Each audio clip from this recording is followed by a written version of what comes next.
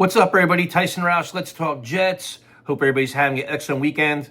The weather in New Jersey is hot, approaching 100 degrees over the next couple of days, and over that with the humidity. So if you got to work outside, you're going to work out outside. Be careful. Stay hydrated. Electrolytes. If you don't feel well, go inside. Don't push it. In terms of New York Jets, everything's quiet, and I appreciate it. Mandatory minicamp has come and gone, and now you hope the players, stay in shape, stay healthy, stay out of trouble. And then maybe the only possible news is a Garrett Wilson extension or a Sauce Gardner deal. Other than that, I like it, man. This is kind of it's refreshing. No more hoopla, no more fanfare, no more unnecessary headlines. Just compete and see what happens during the season. And now that's the big question is, what are the expectations for the season? Which everybody's kind of like 6, 7, 8 wins. But who has the biggest role in that and who has the most pressure? Is it Aaron Glenn, the head coach, or is it Justin Fields, the quarterback? As we know by now, the NFL is a passing league driven by quarterbacks. Is that what's going to determine the Jets' success this year, or is it the coaching staff? And in terms of pressure, this question is really interesting because normally you'd say, oh, Fields has got to be lights out for the Jets to win. And, but I think most fans right now don't expect a lot out of Justin Fields. They expect, an average to maybe a slightly above average quarterback that can run the ball a lot, he's going to be inconsistent in the passing game.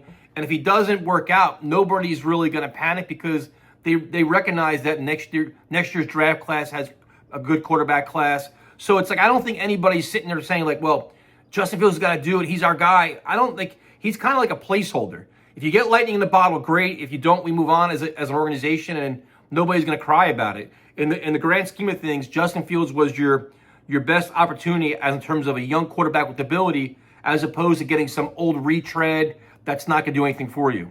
In terms of the coaching staff, I think Jet fans right now, and even the media, they're so down on first-time head coaches and such all the poor coaching.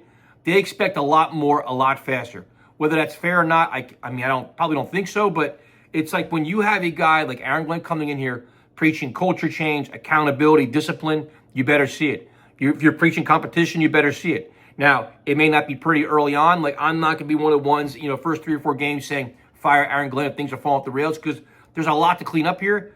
But I think at this point, the expectation is there's enough talent on this team outside the quarterback position to compete week in and week out and win football games. And I think they're going to feel a lot of heat, the Jets, if they start out 2-7, 2-8, or something like that. Everybody likes to reference Dan Campbell, like, oh, they started out, they had a really bad season in Detroit and everything else. But I think right now it's like we have seen so many bad coaches in this market, unfortunately, that we know it when we see it, that Glenn has got to pass a lot of tests early on to kind of alleviate some of that pressure. And I think that's going to be the key to the season. And to be honest, I think he can handle it. I think he's going to do really well here. I think the players are embracing this tough love, the hard-nosed approach. I think they appreciate there's a lot of former players on the staff, which they can relate to. But in terms of how this season goes, I think they're going to live and die with Aaron Glenn as the head coach, man. I think the way he pushes the buttons and handles things on and off the field, the handling of players and the rotations, and when this team faces adversity, how they handle the buckle up. It's like there's so many things that can happen that are going to happen.